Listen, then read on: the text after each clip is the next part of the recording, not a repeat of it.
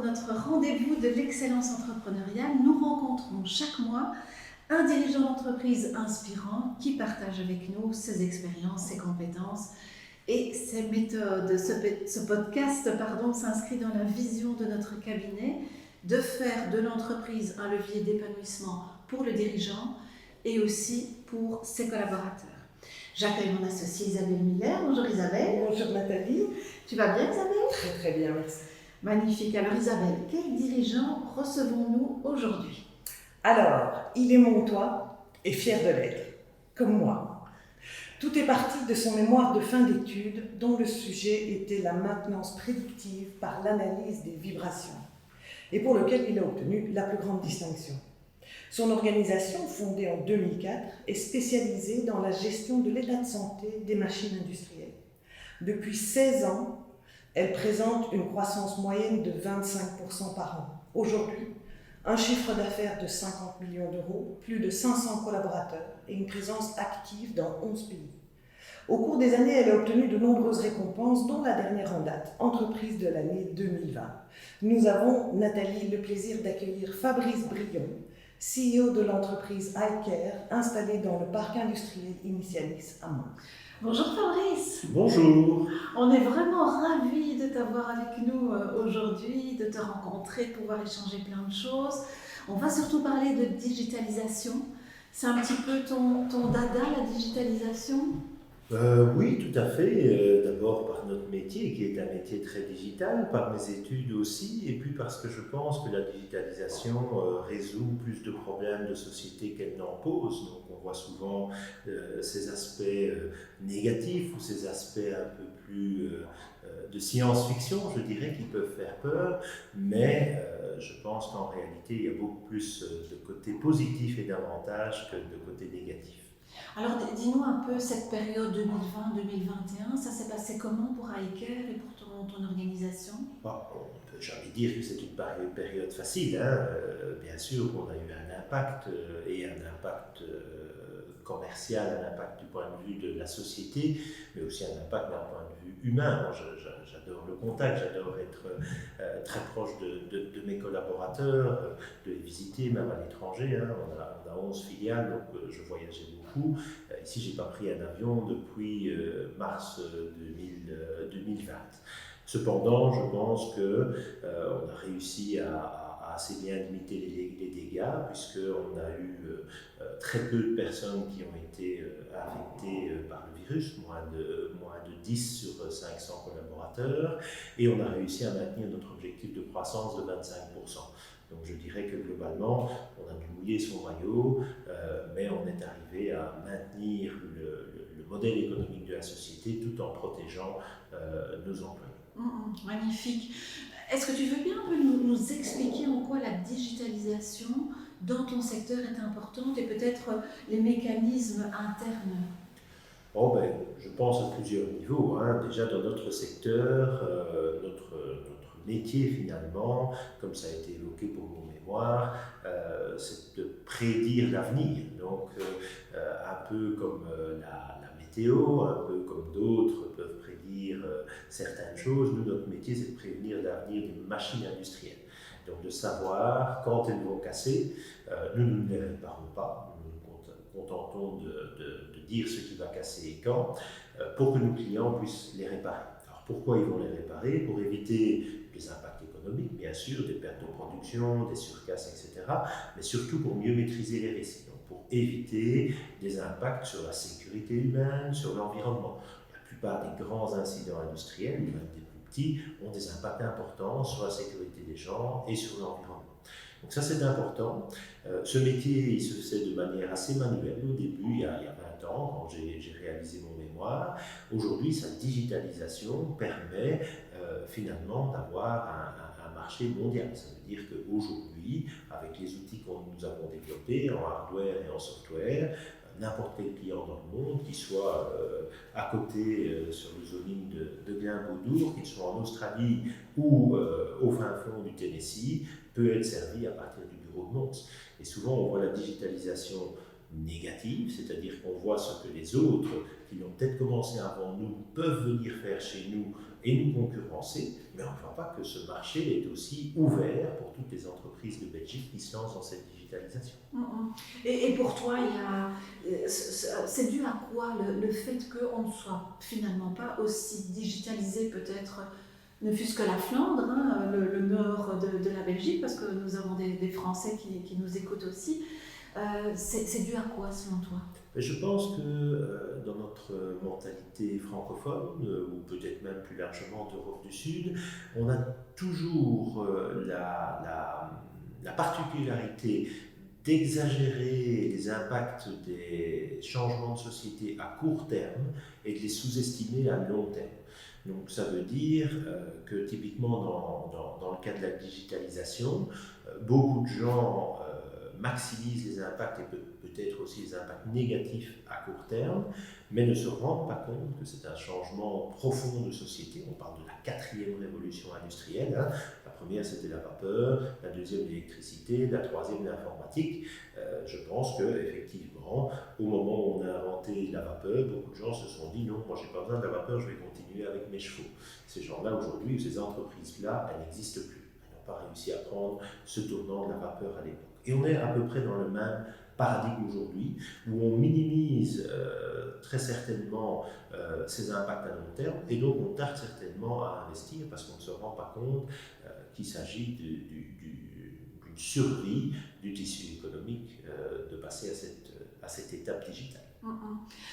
J'imagine que toi, tu le constates au quotidien avec tes clients de par le monde. Déjà, tu dis, voilà, on peut maintenant résoudre à partir de Mons.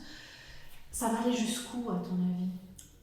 Typiquement, si je prends l'exemple de la crise du Covid, nous, il y a eu beaucoup d'entreprises impactées qui ne savent pas travailler à distance, n'ont pas la possibilité de travailler à distance. Donc ça, je comprends bien cet impact et je compatis avec ces gens qui ont eu leur entreprise ou leur emploi fortement menacé. Nous, on a eu une chance, c'est qu'on avait cette possibilité de faire notre métier à distance et même de faire toute l'organisation interne à distance. Donc, j'ai déjà raconté plusieurs fois, mais c'est une petite anecdote.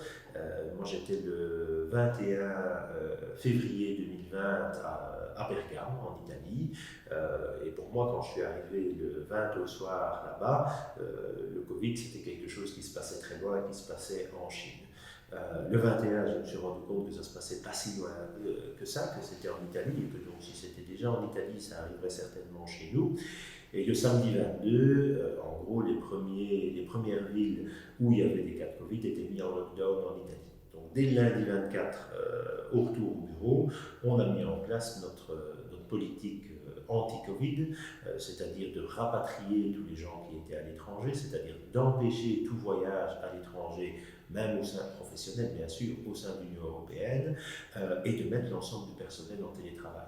Si on n'avait pas été nous-mêmes digitaux en interne, si tous nos systèmes n'étaient pas totalement digitalisés, totalement dans le cloud, si notre système comptable n'était pas basé sur du scanning et dans le cloud aussi, ce qui était le cas il y a ne fût-ce que 3-4 ans, on n'aurait jamais su mettre ça en place. Donc on n'aurait pas su garantir la continuité de notre activité tout en protégeant nos employés. Et donc, je pense que fondamentalement, la digitalisation est quelque chose de positif, et le Covid nous l'a démontré, parce que je pense que alors, tout n'est pas gagné bien sûr, mais je pense qu'on a quand même bien combattu le Covid sur ces 18 derniers mois, et que c'est en partie grâce à toute une série d'outils digitaux qui existaient ou qui ont été mis au point pendant ces 18 mois.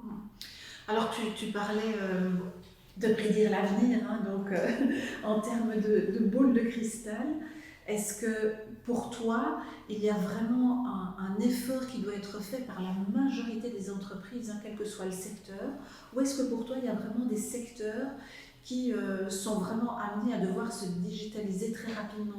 Comment est-ce que tu vois le monde maintenant, toi? Bon, d'abord, en préliminaire, je dirais que plus nous prédisons des choses qui sont prédictibles ou prévisibles, je ne sais pas le mot exact, hein, entre l'anglais et le français c'est toujours difficile, plus on se rend compte que l'humain est totalement imprévisible. Donc faire des prédictions sur l'humain, c'est quelque chose auquel je ne me risquerai pas. Par contre, je pense qu'effectivement, on pense que la digitalisation est quelque chose de superficiel alors que c'est une vague de fond. J'entends encore parfois des gens dire oui, mais c'est une bulle, ça va exploser, on va revenir au monde d'avant, etc. Ça, je n'y crois pas. Je pense que les tendances lourdes qu'ont mises le Covid en évidence, ce n'est plus l'économie pour l'économie, mais c'est un équilibre entre l'économie, l'humain et l'environnement. Et cet équilibre, il est permis par la digitalisation. Parce que justement, d'un côté humain, ça permet de mieux concilier sa vie professionnelle et sa vie privée, et d'un côté environnement, ça permet d'éviter des déplacements et donc d'éviter la consommation de ressources naturelles et l'émission de polluants par ces déplacements. Donc je ne vois pas comment on pourrait faire marche arrière sur cet équilibre économie, humain, environnement, et donc comme la digitalisation est un outil qui permet cet équilibre, je ne vois pas comment on pourrait s'en passer, quelle que soit l'entreprise. Bien sûr, il y a toujours du travail qui devra être fait manuellement, sur site, sur des chantiers, dans des restaurants, etc. Mais l'organisation de ce travail pourrait être plus efficace, justement plus performante économiquement, plus respectueuse de l'environnement et du personnel, ce devra d'être digital. Alors, il y a quand même beaucoup de gens qui estiment que travailler de manière digitale, ça pollue. Quel est ton point de vue? Qu'est-ce que tu en penses? Un ordinateur consomme de l'électricité, donc inévitablement, oui, c'est un type de pollution, mais la plupart des gens qui travaillent aujourd'hui sur un ordinateur, en tout cas c'est le cas dans notre entreprise, eh bien avant se déplaçaient avec leur voiture jusqu'au bureau pour polluer de la même manière avec leur ordinateur.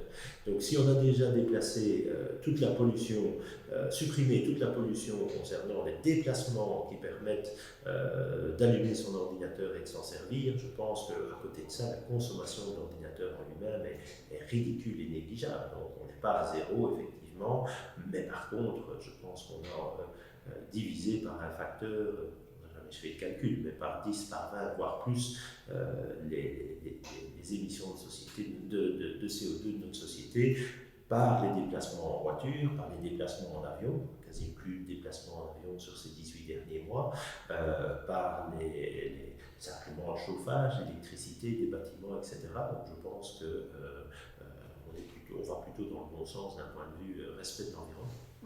Oui, alors moi, ce qui m'interpelle, Fabrice, c'est j'ai le sentiment que les entrepreneurs, les entreprises comme la tienne, se doivent de faire progresser la digitalisation dans leur entreprise de manière spontanée, solo. Ma question, c'est quel est le rôle exact des structures étatiques dans cette dynamique? C'est une très bonne question. Moi, je pense que les structures sont là pour donner un cadre et le faire respecter. Donc, typiquement, par exemple, je trouve que le GDPR au niveau européen est quelque chose qui était nécessaire, qui est très positif et qui est très important et qui nous donne aujourd'hui mondialement un rôle de leader puisque comme le marché est mondial, les entreprises étrangères qui veulent venir s'implanter chez nous doivent respecter ce cadre légal et donc font en sorte que nous avons servi de pionniers et définir ce cadre légal. Et je pense qu'il faut aller plus loin, typiquement dans l'intelligence artificielle, pour moi c'est le plus gros défi des prochaines années et le plus gros défi législatif ou d'un point de vue régulation, c'est de définir jusqu'où va l'intelligence artificielle. Moi typiquement je ne suis pas un fan de l'intelligence artificielle, j'appelle plutôt ça l'intelligence augmentée et c'est dans ce sens-là que nous on travaille, c'est-à-dire que on analyse des paramètres qui ne seraient pas analysables par le cerveau humain, mais après ça, on donne un conseil à un humain qui prend une décision. Et pour moi, ça doit être la limite de l'intelligence artificielle. Je pense que la décision finale doit toujours être prise par un humain, parce que c'est une question de responsabilité. On ne peut pas se cacher derrière le paravent de l'intelligence artificielle pour fuir ses responsabilités en cas de décision inadéquate. Est-ce que du coup l'éducation a un rôle important à jouer? Même hors de la digitalisation, je pense que l'éducation est fondamentale. Nous vivons ici à Mons, dans une région qui a un taux de chômage important, et si on analyse dans le détail, c'est majoritairement un taux de chômage qui est dû au manque d'éducation des personnes qui n'ont pas d'emploi. Et donc, il y a une différence de plus en plus importante entre les formations ou les diplômes obtenus par les personnes sans emploi et les emplois qui sont créés. Donc je pense effectivement que d'abord il faut diminuer par l'éducation autant que possible cette différence, et qu'ensuite il faut aussi la combler par la formation, peut-être après l'éducation, et certainement aussi par la formation en entreprise. Typiquement, depuis plus de 10 ans, nous soutenons des initiatives de formation en alternance. Je pense que c'est aussi quelque chose de très important. On a des gens très brillants chez Ricoeur qui sont sortis de formation en alternance, tout simplement parce que pendant leurs études, des contraintes familiales, des contraintes économiques, des contraintes privées faisaient qu'ils n'ont pas su suivre un cursus classique. Donc je pense effectivement que ce soit dans le monde digital, mais plus largement dans le monde d'aujourd'hui, l'éducation, la formation publique et la formation privée en entreprise sont des piliers fondamentaux du déploiement économique. Alors, si tu avais 3 clés pour motiver peut-être les dirigeants d'entreprise à davantage digitaliser, quelles seraient-elles ? Je dirais vraiment, je reciterais cet équilibre entre performance économique, respect pour l'humain et respect pour l'environnement. On en parle de plus en plus, c'est de plus en plus un board matter, donc les conseils d'administration sont de plus en plus sensibles, les investisseurs sont de plus en plus sensibles à cet équilibre. Donc, je pense que réellement, que ce soit d'un point de vue conseil d'administration, d'un point de vue investisseur, d'un point de vue même relations bancaires, même de plus en plus relations avec des clients, le tout à l'économie, le tout à la performance économique, c'est du passé. Et que donc, de plus en plus, on va demander un bilan qui tienne compte de l'économie, un bilan financier, mais aussi un bilan humain et un bilan environnemental. Et que ça, on ne sait le faire que en poussant la digitalisation dans la structure de son entreprise. Et donc, je pense que si on ne fait pas cette transition aujourd'hui, on se coupera de marchés ou d'investisseurs potentiels dans le futur. Parfait. Merci beaucoup Fabrice pour ce moment passé avec nous et pour le partage de ton expérience et de ce que tu penses du monde aujourd'hui. Merci beaucoup et merci à vous. Au plaisir de te revoir bientôt. Merci Fabrice.